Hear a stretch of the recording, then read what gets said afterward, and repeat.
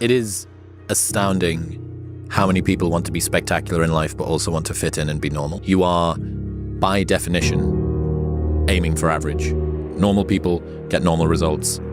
Weird people get weird results. You literally can't do what everyone else does and not expect to get what everyone else has. By doing what everyone else does, you guarantee average results. Just get up. Move towards that challenge, whatever that challenge is. Move towards that challenge and go attack it. And guess what? I had to get up even though it was hard, and I had to take ownership of my life, take ownership of my time, take ownership of my day. What I have found is that when you take that kind of action, that kind of step of following your gut and your intuition, taking that step, whatever it is, the universe has a funny way of meeting you halfway. Winners fail a million times. What makes them a winner is that they believe in it, they're headstrong. Nothing's gonna stop them. The spectators have tried it and failed it, and remain sitting down. They don't get up anymore because they don't believe it enough. The naysayers' disbelief overrides their ability, potential, and mental capacity that they can be more than that. When the rest of the world shut you down, you woke up the next day and you said, I got this, I do this, I breathe this, I am this, you can't stop me. Like, I'm gonna be the baddest motherfucker walking. Man up, stop crying. The decisions you make right now is up to you. You crying about something that happened to you when you was a kid. You ain't even no kid no more. You a grown man. Take full ownership. The stupid stuff you doing, your parents didn't make you play no video games. And what you crying about? So what, your daddy wasn't there? What you crying about? You ain't 10 no more. Man up. So I had to learn to man up very quickly. And I think that was an edge because I had to learn how to make money. I had to learn how to make friends. I had to learn how to fight. I had to learn how to defend myself. I had to learn how to defend my family. When our back's against the wall, you have the instinct to want to protect your family. You see, all the instincts are in here. It's pulling those instincts out. And sometimes to pull out the right instincts requires some travesty or crisis or challenges to go through. So human up, get up and get on it, because the weak will struggle.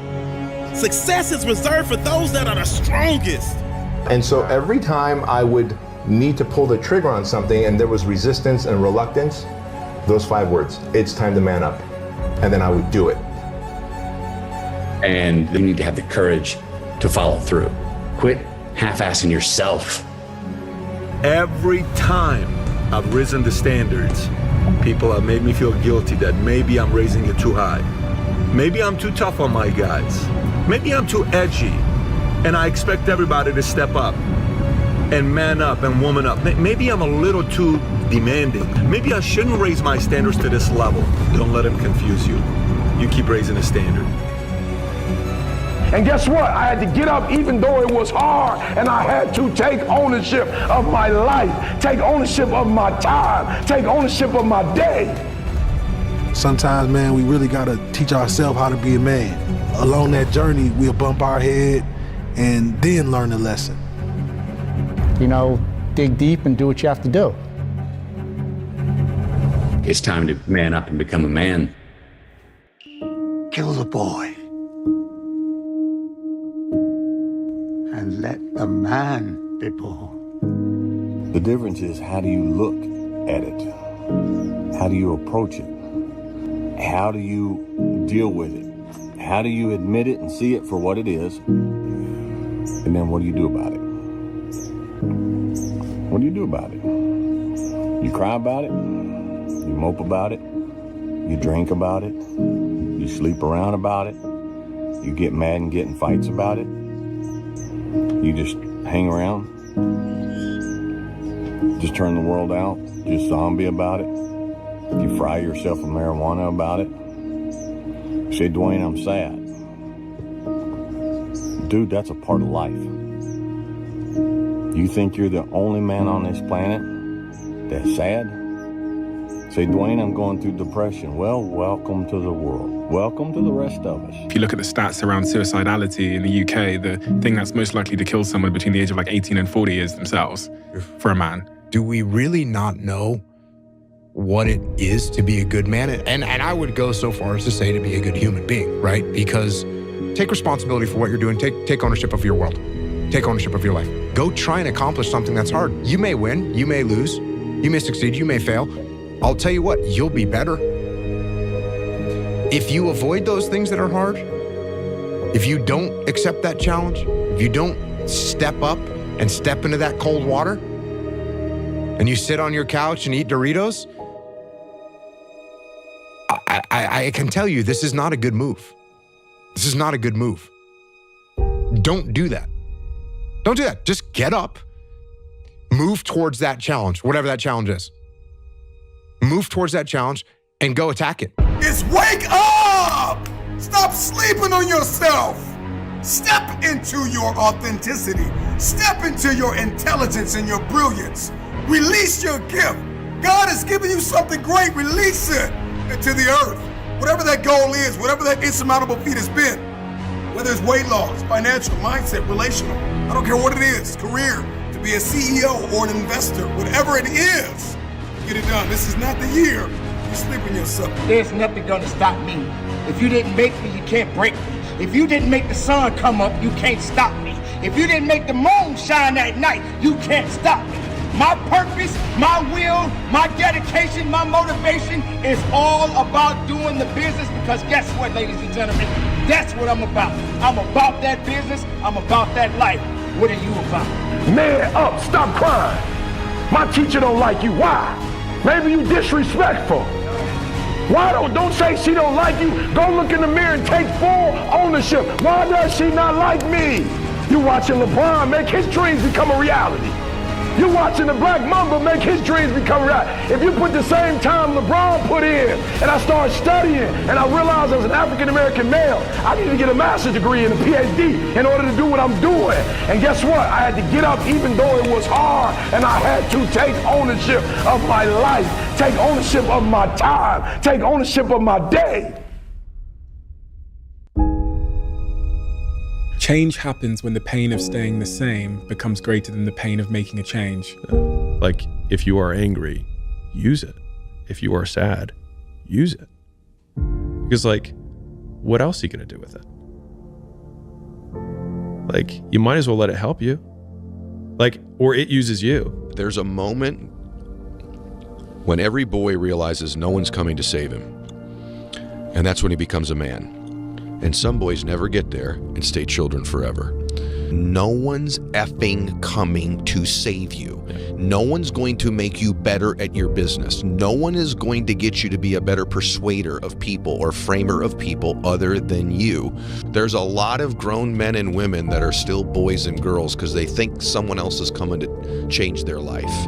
The only thing that's valuable, guys, is how you see yourself in the mirror. How you look at your shadow of life. And are you happy walking next to it? No one's coming. No one's coming, everyone. No one. Nobody is coming to take responsibility for your dreams. Nobody is coming and gonna get that project done that you've been thinking about doing. No one is coming to grow your business, to heal your pain, to improve your marriage, or to make more money for you. It is up to you. It has always been up to you. Your life is your responsibility. So what? You slip up, you fall down. Big deal. That doesn't mean you stop. Do you give up or do you keep going? No one else forgives you. Learn to forgive yourself. Hold yourself up. When everybody else says no, you say yes. It's time to take ownership.